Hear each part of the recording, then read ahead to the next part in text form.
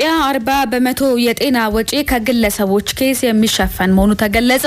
በኢትዮጵያ ያለውን የጤና አገልግሎት ለማሻሻል በሚደረገው ጥረት ውስጥ አሁንም 40% የሚሆነው የጤና ወጪ በዜጎች የግል ኪስ የሚሸፈን መሆኑ ተገልጿል። መንግስት ይህንን ጫና በፈረንጆቹ 2030 ወደ 20% ዝቅ ለማድረግ እየሰራ መሆኑን አስታውቋል። በዘላቂ የጤና ፋይናንስ አተገባበር ላይ ትኩረቱን ያደረገ ሀገር አቀፍ የምክክር መድረክ በአዲስ አበባ ተካሂዷል። በመድረኩ ላይ እንደተገለጸው በዓለም አቀፍ ደረጃ ለአንድ ሰው መሰረታዊ የጤና አገልግሎት ለማቅረብ $86 ዝቅተኛ ወጪ ሆኖ ቢቀመጥም በሀገር ውስጥ ግን ይህ አሃዝ $36 ብቻ ነው። ይህም በጤናው ዘርፍ ላይ ያለውን የፋይናንስ ክፍተት ከፍተኛ እንዳደረገው ተጠቁሟል። በአሁኑ ወቅት ያለውን የጤና ወጪ አከፋፈል በተመለከተ 40% በዜጎች የግል ክፍያ፣ 30% በመንግስት በጀት፣ የተቀረው 30% ደግሞ በለጋሽ ድርጅቶች የሚሸፈን መሆኑን ተብራርቷል። በመድረኩ ላይ ንግግር ያደረጉት የጤና ሚኒስትር ዴኤታ ዶክተር ደረጀ ድጉማ በዘንድሮ በጀት ዓመት ለዘርፉ 29.8 ቢሊዮን ብር ቢመደብም አገልግሎቱን ተደራሽ ለማድረግ በጀቱ በቂ ያለ መሆኑን ተናግሯል። ሚኒስትር ዴኤታው አክለውም በሀገር አቀፍም ሆነ በክልል ደረጃ ከአጠቃላይ በጀት 15% ለጤና ዘርፍ መመደብ እንዳለበት አሳስበዋል። በሌላ በኩል የጤና ሚኒስቴር የስራ አመራር ዋና ስራ አስፈጻሚ ዶክተር አስናቀው ዋቅጅራ የውጭ ምንዛሬ ወጪን ለመቀነስ ከ35 እስከ 50% የሚሆነውን የመድኃኒት ፍላጎት በአገር ውስጥ ለማምረት ጥረት የተደረገ መሆኑን ገልጸዋል። እስካሁን ባለው ሂደት 60 ሚሊዮን ዜጎችን የጤና መድህን ተጠቃሚ ማድረግ የተቻለ ሲሆን በቀጣይም የፋይናንስ ምንጮችን በማስፋት የዜጎችን ቀጥተኛ የሕክምና ወጪ ለመቀነስ እንደሚሰራም ተገልጿል።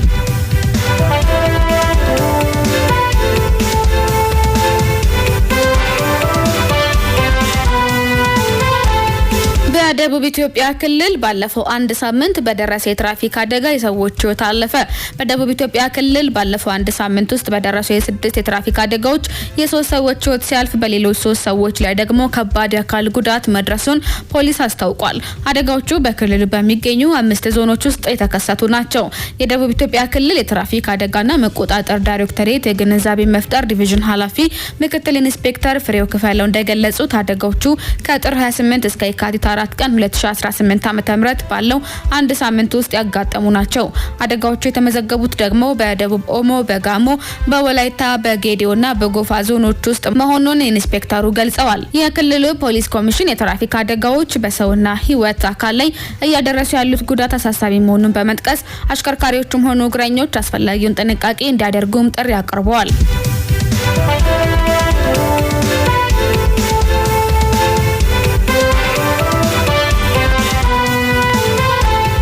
ለቀጣዩ የመኸር ወቅት የሚውል 337,000 ቶን ማዳበሪያ በ14 ቀናት ውስጥ ወደ ሀገር እንዲገባ ተወሰነ።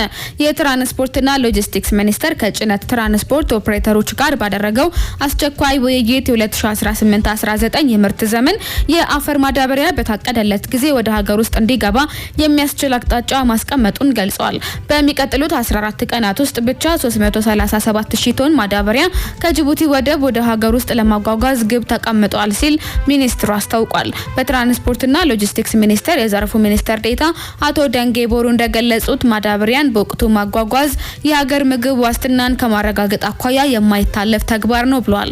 በመሆኑም ከኢትዮጵያ ባህር ትራንስፖርትና ሎጂስቲክስ ድርጅት ጋር ውል ገብተው ነገር ግን ወደ ስራ ባልገቡ የትራንስፖርት ድርጅቶች ላይ አስፈላጊው እርምጃ ሊወሰድ ይገባል ሲሉ ጥብቅ መመሪያ አስተላልፈዋል። ባለድርሻ አካላት በማጓጓዝ ሂደቱ ላይ የሚያጋጥሙ ማነቆችን በውይይት እየፈቱ ርብርባቸውን ወደ ስራው እንዲያዞሩም ሚኒስትር ዴኤታው አሳስበዋል። የጭነት ትራንስፖርት ኦፕሬተሮችን በበኩላቸው ማዳበሪያን ለአርሶ አደሩ በወቅቱ ማድረስ የሀገር ህልውና ጉዳይ መሆኑን እንደሚገነዘቡ ገልጸዋል። ይሁን እንጂ በማጓጓዝ ሂደቱ ላይ የሚያጋጥሟቸው አንዳንድ የአሰራርና የጸጥታ ችግሮች በዝርዝር የቀረቡ ሲሆን እነዚህ ችግሮች የሚቀረፉ ከሆነ የማጓጓዝ ሂደቱን ይበልጥ ማቀላጠፍ እንደሚችሉ ያላቸውን ዝግጁነት አረጋግጠዋል።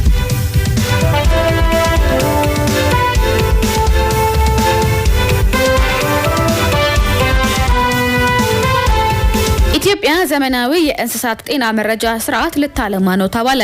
የኢትዮጵያን የእንስሳት ሀብት ከበሽታ ለመከላከልና የውጭ ንግዱን ለማሳለጥ የሚያስችል ብሔራዊ የእንስሳት ጤና መረጃ ስርዓት ልታለማ መሆኑን የግብርና ሚኒስቴር አስታውቋል።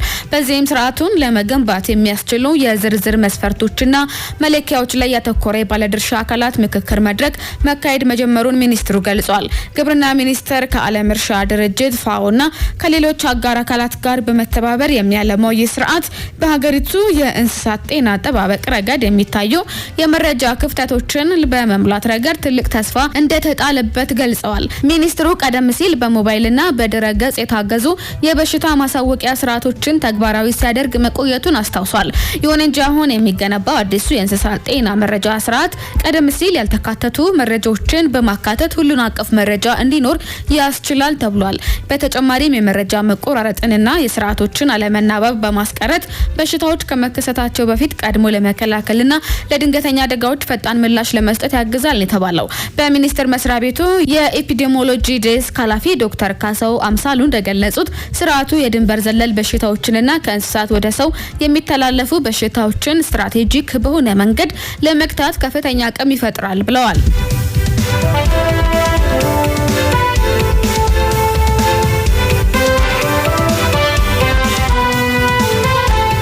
ክልሉ ባለፉት 6 ወራት ከ9.8 ሚሊዮን ብር በላይ የመንግስት ሀብት አስመልሻለሁ አለ።